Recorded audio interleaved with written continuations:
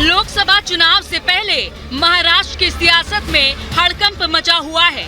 रविवार को अजीत पवार की शिंदे सरकार में शामिल होने के बाद एनसीपी दो टुकड़ों में बंट गई है। एक ओर चाचा शरद पवार हैं, तो दूसरी ओर उनके भतीजे अजीत पवार।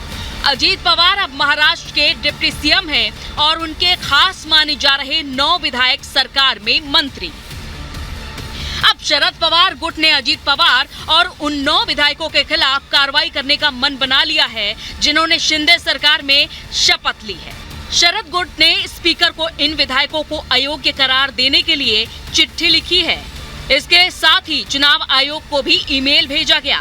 जितेंद्र आव्हाड को विधायक दल का नेता बनाया गया है। 5 जुलाई को शरद पवार ने पार्टी नेताओं की बैठक बुलाई है। सभागृह में विरोधी पक्ष नेता का चयन को रिकॉग्निशन सम्मान्य विधानसभा अध्यक्ष देते हैं। ये अधिकार सम्मान्य विधानसभा अध्यक्ष का होता है और इस अधिकार का वापर करते समय विधानसभा अध्यक्ष को जो विधानसभा के नियम है, उसके साथ ही जो संवैधानिक प्रावधान है, उन सब का विचार करके उचित निर्णय लेना अपेक्षित। महाराष्ट्र के सियासी हलचल पर उद्धव गुट के नेता संजय राउत ने अपना दर्द कुछ इस अंदाज में बयां किया। उनका दावा है कि राज्य में बहुत जल्द मुख्यमंत्री बदलने वाला है। इसके साथ ही संजय राउत ने कहा कि शिंदे के साथ जो 16 विधायक हैं, वो भी जल्द ही डिस्क्वालीफाई किए जाएंगे। महाराष्ट्र का मुख्यमंत्री बदलने जा रहा है। महाराष्ट्र को नया मुख्यमंत्री मिलेगा। एकनाथ शिंदे को हटाया जा रहा है। जो चल रहा है एक केस डिस्क्वालिफिकेशन का, उसमें एकनाथ शिंदे के साथ 16 जो विधायक है वो डिस्क्वालीफाई होने जा रहे हैं। इसलिए ये अजीत पवार जी को भागम भाग में अपने पार्टी में लिया है और अजीत पवार मुख्यमंत्री बनने जा रहे हैं। इस सरकार में ज्वाइन हुआ है, शामिल हुआ है, मैं उनका सभी का अभिनंदन करता हूँ। संजय राउत पागल हो गए है। वो खुद का भवितव्य का सोच बोलना, हमारी सरकार का भवितव्य के बारे में मत सोच। हमारा सरकार मजबूत, 24 तक चुनाव होने तक हमारा सरकार रहेगा। एकनाथ शिंदे मुख्यमंत्री रहेंगे। लगातार हो रहे सियासी बदलाव के बीच महाराष्ट्र में पोस्टर वॉर भी शुरू हो गया। कहीं अजीत पवार को बधाई देने वाले पोस्टर लगाए गए हैं, तो कहीं पोस्टर में डिप्टी सीएम देवेंद्र फडणवीस को महाराष्ट्र की राजनीति का महाचाणक्य बताने वाले पोस्टर लगे हैं।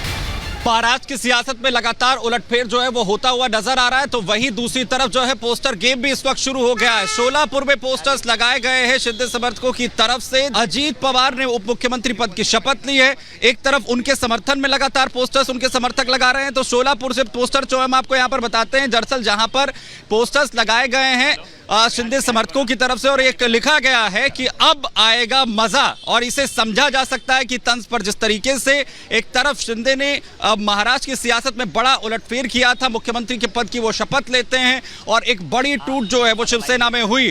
क्या वैसी ही स्थिति अब एनसीपी की होगी? क्योंकि वैसा ही तकरीबन दौर है अब एनसीपी के पाले में आता हुआ नजर आ रहा है। राजनीति के सुपर संडे के दूसरे दिन सुबह से ही महाराष्ट्र में बैठकों का दौर जारी है। पवार के साथ साथ सभी विपक्षी परेशान हैं। लिहाजा उद्धव ठाकरे हो या कांग्रेस या फिर एमएनएस, सभी मंथन में जुटे हैं।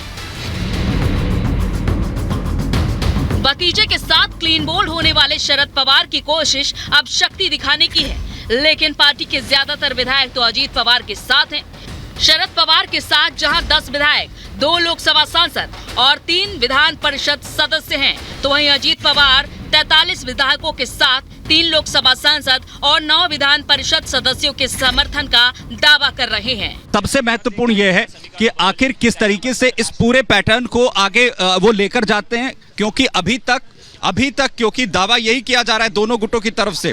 अब मसला सिर्फ इतना नहीं है कि अजीत पवार ने उप मुख्यमंत्री पद की शपथ यहां पर ली है। अब मसला जो है वो ये हो चुका है कि आखिर एनसीपी किसकी है, क्योंकि इस ओर इशारा अजीत पवार पहले ही कर चुके हैं कि उनके साथ तमाम समर्थक विधायक हैं और असली एनसीपी वो हैं, और एनसीपी के तौर पर ही उनकी तरफ से जो समर्थन है वो यहां पर दिया गया है।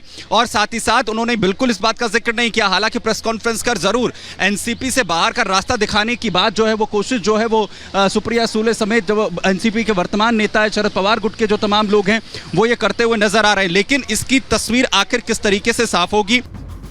राज्य में घटनाक्रम लगातार तेजी से बदल रहे हैं। सुप्रिया सुले भले ही कहे कि परिवार में सब कुछ ठीक है, लेकिन चाचा शरद पवार को अजीत पवार ने बड़ा झटका दिया है।